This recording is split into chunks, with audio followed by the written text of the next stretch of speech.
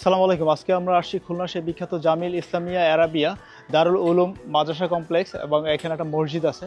তো মসজিদের হচ্ছে আপনার 226 ফিট উচ্চতার একটা সুন্দর একটা নান্দনিক আপনার একটা মিনার আছে এবং এই যে মাদ্রাসা যে কমপ্লেক্স আছে, মাদ্রাসা কমপ্লেক্সের যে পাঠদানের ব্যবস্থা এর মধ্যে কিন্তু ফরাসি ভাষায় আপনার হাদিস পড়ানো হয় এখানে। এটা একটা ইন্টারেস্টিং এবং এটা একটা খুবই সুন্দর একটা অ্যারেঞ্জমেন্ট এখানে। তো আমরা আজকে এই ঘুরে ঘুরে এই নান্দনিক সৌন্দর্য দেখার চেষ্টা করব। তো আমরা মসজিদ কমপ্লেক্সের ভিতরের দিকে যাই। এই যে আপনার মসজিদ কমপ্লেক্স এবং মাদ্রাসা কমপ্লেক্সের মাঝখানে হচ্ছে সেই সুন্দর একটা উজু করার ব্যবস্থা আছে, যে উজুখানাটা হচ্ছে একদম একদম পুকুরের মতো একদম সিস্টেম করে উজুখানা করা আছে। এই যে উজুখানাটা যদি আমরা দেখি, এবং এটার ভিতরেও একটা ভাস্কর্যের মতো আছে, খুব সুন্দর একটা নান্দনিক পিলার আছে এটার ভিতরে। তো এখানে আপনার চাইলে গোসলও করা যায়। এই যে ভাই হচ্ছে উজু করবে, উজু করে হচ্ছে নামাজের জন্য প্রস্তুতি নিচ্ছে ভাই।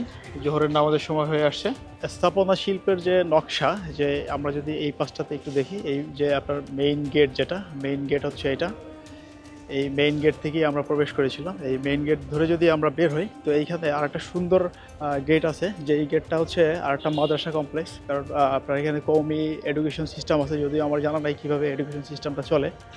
এখানে আরেকটা সুন্দর স্থাপনা বা নকশা আছে। এখানে সুন্দর একটা কোরআন শরীফের একটা আদলে একটা ডিজাইন করা আছে। এই যে আপনার গেটের ভিতরে এই যে গম্বুজ আছে, যে গম্বুজের ভিতরে কিন্তু মানুষের থাকার জন্য ব্যবস্থা করা আছে।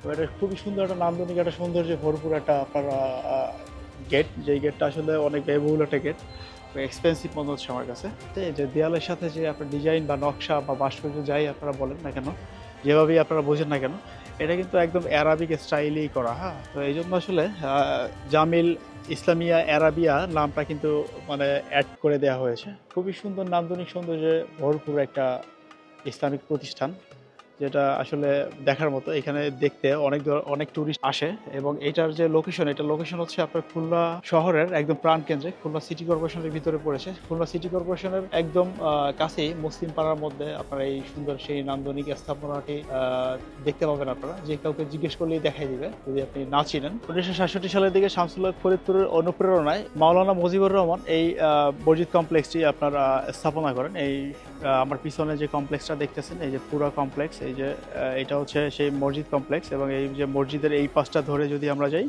এই পাশে হচ্ছে সেই সুউচ্চ সেই মিনারটা হচ্ছে এই পাশটায়। মসজিদ কমপ্লেক্সের ভিতরে আপনার এই যে সুন্দর সারি সারি আপনার সুন্দর করে আপনার বনসাই গাছ লাগানো আছে। সবুজের যে সৌন্দর্য আছে কমপ্লেক্সের ভিতরে, সেটা এই গাছগুলোতে আপনার ফুটিয়ে তুলেছে।